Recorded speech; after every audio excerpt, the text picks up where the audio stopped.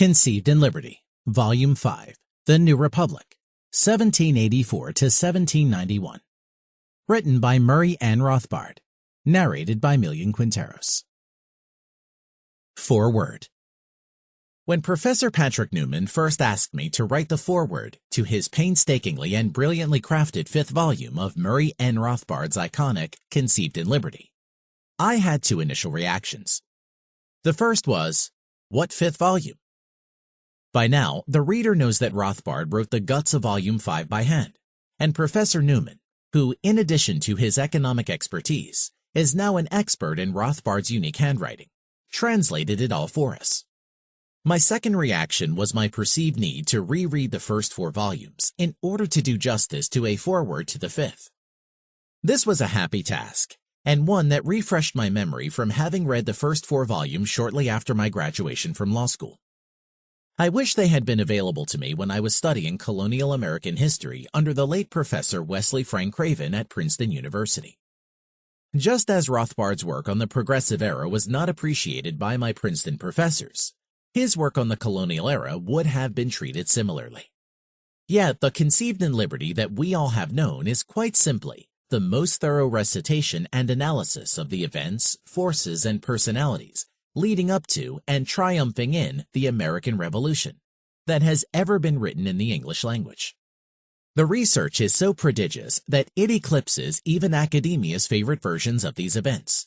Lawrence Henry Gibson's The British Empire Before the American Revolution, 1936, and Gordon S. Wood's The Creation of the American Republic, 1969. Professor Craven, a white Southern liberal with commendable disdain for his slave-owning forebears, gave all the credit for the good in American society not to personal liberty, but to the post-Civil War federal government. He instilled that awe, or attempted to, in his students. Rothbard, of course, saw the battle for secession from Great Britain as the classic one of liberty versus power. It is through that lens that he created in 1,600 pages the four-volume masterpiece with which all who love the early history of American liberty should generally be familiar. The fourth volume ends with the adoption of the Articles of Confederation, and numerous descriptions of the chicanery that brought about this halfway house to central government, as only Rothbard could have called it. Yet, the pages of volumes 1 through 4 recount basically a happy story.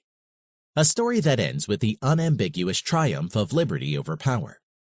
And, but for that halfway house which followed, a story of the most just war in the history of the Western world. There is little joy in Volume 5. Volume 5 recounts the counter-revolution that culminates in the halfway house becoming a jail for liberty and a triumph for power. It shows that some of the heroes of the first four volumes became conservative corporatists, power-hungry politicians, and even central bankers, yearning for big government to enrich them, and utilizing the Constitution as their instrument for that enrichment. Rothbard's incredible ability to absorb information is as apparent in Volume 5, just as it was in his first four. He read everything. He will tell you, for example, not only the views to the major delegates to the Constitutional Convention, and how victory over Great Britain altered those views, but the opinions of the principal participants to all the state ratification conventions as well. Rothbard's powers of analysis and synthesis account for the book's freshness. As Tom Woods points out in his fascinating and insightful preface to this volume, Rothbard often was able to anticipate historiography, owing to the depth of his learning and the powers of his analysis. Rothbard sets the stage for the secret drafting and unscrupulous ratification of the Constitution by analyzing the economic impact and legacy of the immediate aftermath of the American Revolution, a time when Americans finally became freed from the shackles of British mercantilism, and for the first time could trade freely with the rest of the world. Any economist or historian will appreciate the backdrop Rothbard provides of the post-war period, as he sheds light on the boom-bust cycle of bank credit expansion and contraction that occurred, which eventually brought about a depression in mid-1784 and 1785. Such conditions set the stage for state protective tariffs and monopolies, which by 1786, Rothbard explains, virtually every state had enacted. In fascinating detail, Rothbard then describes the early struggle between the states to determine whether a strong central government was an attractive goal or a future disaster. Rothbard lays out the inner negotiations within each state and between the states on important issues, such as congressional taxing power versus state control of proposed imposts. He moves on to the burdens of state debt, the issuance of paper money, as well as an analysis of the banking difficulties in the early post-revolutionary era. Interestingly, Rothbard dispels the common myth that identified proponents of inflation with farmer debtors and hard-earned money men as merchant creditors, by explaining that merchants were even more likely than farmers to be heavily in debt, since they had better credit ratings and could borrow more. He discusses Congress's difficulties in paying its bills and its inability to enact any impost. It was even unable to pay the interest on its debts to its American and foreign creditors. As a result, by the end of 1786, the nationalist push for a new central government was in full swing. Congress had failed to aggrandize itself into the dominant power. It could not achieve a Federal Navigation Act, or more importantly, a federal impost for its own source of tax revenue. At the same time, Rothbard unpacks the expansion of the new country into Western lands, as well as the foreign policy accompanying that expansion. Starting with the passage of its Ordinance of 1784 and later of 1785, Congress had nationalized the public domains and pledged itself to allow full self-government to any settlers of new territory whenever the territory should amass a population of 20,000 or more. In those settled areas with fewer than 20,000, there was no central government reach. Rothbard contrasts Thomas Jefferson's highly liberal ordinance with the disdain felt by greatly inconvenienced land speculation companies, which lobbied and paved the way for the Northwest Ordinance, replacing settler self-government with territorial government in the hands of Congress and corporatists. Meanwhile, in the Southwest, the Spanish claim by conquest and occupation was in fact far more tenable and moral than that of America, which had sent no settlers there. Nevertheless, Rothbard describes the flood of migration westward, and in turn, the drive-by persons of these regions. This is how Kentucky seceded from Virginia, for independence and statehood. He details reasons for the sharp north-south sectional split on the Western issue, and of course on slavery, rapidly disappearing in the northern states, but still rampant in the South. Rothbard rejects the commonly held view that America needed a stronger national government than the Articles of Confederation allowed. To the contrary, he maintains that the Articles gave too much power to the central government. In particular, he stresses the dangers of a standing army. This is a lesson lovers of liberty should bear in mind today. The Continental Army had disbanded with the advent of peace, and the states would not stand for such a gross assumption of central power as a peacetime standing army. But Congress evaded this clear policy by creating a temporary Western force, made up of militia from several states, under congressional control, interested in grabbing the Northwest. What aroused the fears of those who saw through the Constitution to establish a strong national government? In part, the nationalists were afraid of tax resistance. Rothbard details the key libertarian uprising in Massachusetts, Shays' Rebellion, a revolt against excessive burdens on the taxpayer for the benefit of public creditors, mainly Eastern merchant speculators who had purchased the state's debt at a great discount. Oppressed by taxes and frustrated by the imprisonment of those who could not pay them, mobs throughout western Massachusetts and their supporters seized courthouses and closed the courts until a redress of the people's grievances were achieved. Why the courthouses? Because that's where creditors went to find friendly judges and secure orders to seize debtors' properties and imprison the debtors themselves. And that's where the state government pursued those who could not pay their taxes. But this outburst of anarchist freedom had a counter-reaction. Shays' Rebellion conservatized many state leaders who felt that the state governments and the Confederation were too weak to prevent such tax uprisings from recurring. Rothbard expertly demonstrates that such events serve to spur nationalist sentiment by providing fuel for demagogic attacks about the dangers of weak government under the Confederation. True, democracy may be turbulent, as presumably in the Shays episode. But weigh this against the oppression of monarchy and it becomes nothing. And even this evil is productive of good. It prevents the degeneracy of government and nourishes a general attention to the public affairs. It is a medicine necessary for the sound health of government. Urban merchants and artisans, as well as many slaveholding planters, came together in support of a strong nation-state that would use the coercive power of a distant central government to grant them privileges and subsidies. With such a backing, nationalist forces were able to execute a political coup d'etat, which illegally liquidated the Articles of Confederation and replaced it with the Constitution. James Madison, of all people, the scrivener of the Constitution and later the author of the Bill of Rights, the Federalist farmer who would become an anti-Federalist president, began this coup when he pushed through the Virginia legislature a proposal for a convention of commissioners from all states to provide for uniform commercial regulations and for the requisite augmentation of the power of Congress over trade. Madison was so cautious about what he was really planning for Philadelphia in the summer of 1787 that he revealed his true objectives only to his close personal friends. What were those plans?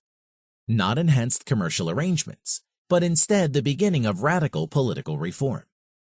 Rothbard explains that Madison called for an all-state convention in Philadelphia to propose a comprehensive revision of the Articles of Confederation, so as to render the Constitution of the federal government adequate to the exigencies of the Union.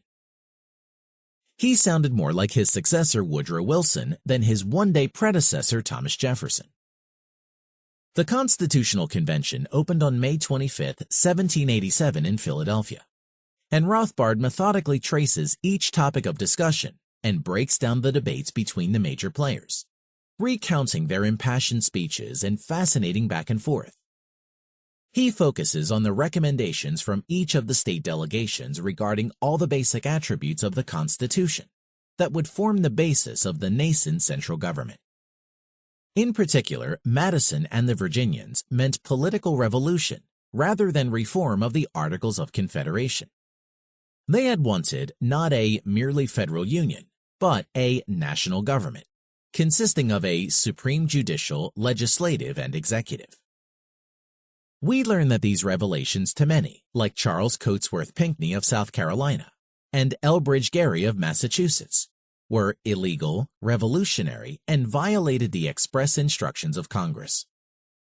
But nevertheless, eventually, those delegates who attended the convention agreed on certain broad objectives, crucial for a new government, and designed to remodel the United States into a country with the British political structure, albeit contrary to Alexander Hamilton's wishes without a monarchy.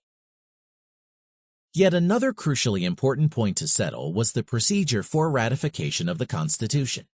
Submit the new Constitution to the state legislatures or to ad hoc popular state conventions. Not only does Rothbard detail the debate over the procedure, he then goes into detail about the negotiations and compromises that occurred behind the scenes to get the deal done, by bypassing the state legislatures.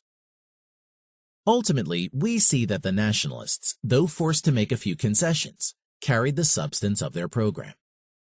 The creation of a supreme national government, supreme national judiciary with inferior courts established by Congress and appointed by the President all for life terms, and a bicameral Congress, with the lower house elected by those people who were permitted to vote. The process was not, however, without its flaws.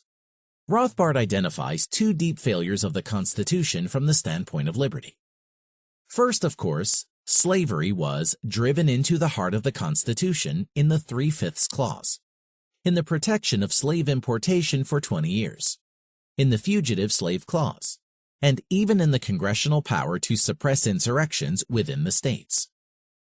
Citing Luther Martin, Rothbard notes that the American Constitution was a grave betrayal of the idea of natural rights set forth in the Declaration of Independence. The revolution, Martin strikingly declared, was grounded in defense of the natural God-given rights possessed by all mankind. But the Constitution was an insult to that God, who views with equal eye the poor African slave and his American master. Second, the Constitution sent to the states for ratification failed to include a Bill of Rights, a prohibition against governmental interference with personal liberty. Although libertarian restraints were placed on state powers, no Bill of Rights existed to check the federal government. In the meantime, beyond the convention, Rothbard takes us behind the scenes of the ratification by recounting the paper battles between the Federalists and Anti-Federalists in the streets.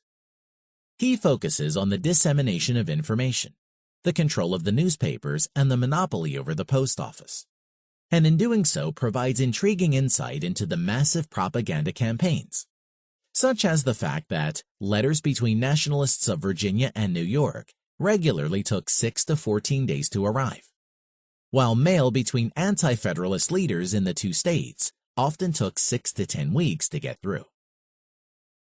All in all, Federalist control of the press meant not only the spreading of their own propaganda and the suppression of opposition articles, but that they were free to dictate the news at will. And this they did as they sought to drum up support for the Constitution. Rothbard takes us through the ratifications state by state, county by county, with a who's who of the different factions for and against the proposed Constitution. From the initial setback in New Hampshire, to the battle for states like Massachusetts, New York, and Virginia, and even the holdout of tiny Rhode Island. Rothbard lays out the inner dialogue between citizens of each state, from seaboard merchants to backcountry farmers, as well as detailing the influence of bribery and backroom dark dealing amongst politicians, who had weaknesses that were exploited by their opponents. As the debate proceeded around the country, even the reluctant Madison family finally realized that the Federalists would have to agree to a Bill of Rights, not as a condition of ratification, but as a corollary recommendation. In my work, I have emphasized that we do not get our rights from the government. Our rights come from our humanity. The Constitution limits what government can do, not what the people can do. Our rights are just that, inalienable claims to personal liberty, not favors that the government doles out to us. Rothbard defends this position with great force. He notes that Madison would become the reluctant author of the Bill of Rights. He was a strong nationalist and didn't want the government to be limited, but he thought that a Bill of Rights would head off the call of the Anti-Federalists for a second constitutional convention by offering concessions. Madison's deft maneuvering succeeded in securing the ratification of the Constitution in Virginia, a matter Rothbard obviously regrets. Nevertheless, he praises the Bill of Rights. Of the 12 amendments submitted to the states, the first 2 were not ratified. These were minor provisions dealing with the organization of Congress. The remaining 10 amendments composed 9 highly significant articles guaranteeing various personal liberties against the federal government, as well as 1 complementary structural amendment. None of the political and economic liberties desired by the Anti-Federalists, prohibition of direct taxes, standing army, 2/3 requirement for laws regulating commerce, etc., were included. But the adopted Bill of Rights was significant enough, and all of their provisions were intensely libertarian. Rothbard goes on to summarize the Bill of Rights, but he does more than this. He makes insightful remarks about each of the amendments. For example, he comments on the Second Amendment. The Second Amendment guaranteed that the right of the people to keep and bear arms shall not be infringed. While the courts have enumerated the clause to apply only to Congress, leaving the states free to invade this right, the wording makes it clear that the right shall not be infringed, period. Since states are mentioned in the body of the Constitution and restrictions placed upon them there as well, this clause evidently also applies to the states. Indeed, the subsequent amendments, 3 to 9, apply to the states as well as to the federal government. Only the First Amendment specifically restricts Congress alone, and yet the courts have emasculated the amendments in the same way, counting them as not applying to the invasions of personal liberty by the states. No reader of Conceived in Liberty could miss the fact that Rothbard usually supported the states over the central government, and personal liberty over all government. To me, the highlight of the entire volume was what Rothbard says about the Ninth Amendment. He first recognizes how nationalist judges derailed the 10th Amendment's limits on the power of the central government. This amendment did in truth transform the Constitution from one of supreme national power to a partially mixed polity, where the liberal anti-nationalists had a constitutional argument with at least a fighting chance of acceptance. However, Madison had cunningly left out the word expressly before the word delegated, so the nationalist judges were able to claim that because the word expressly was not there, the delegated can vaguely accrue through judges' elastic interpretation of the Constitution.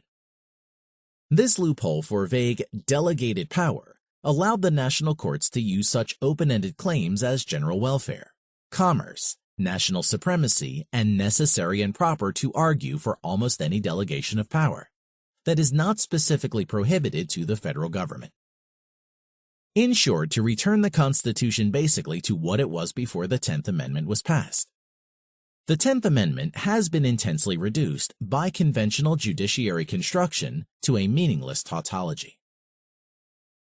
Rothbard goes on to highlight what I regard as the decisive point in the entire Bill of Rights.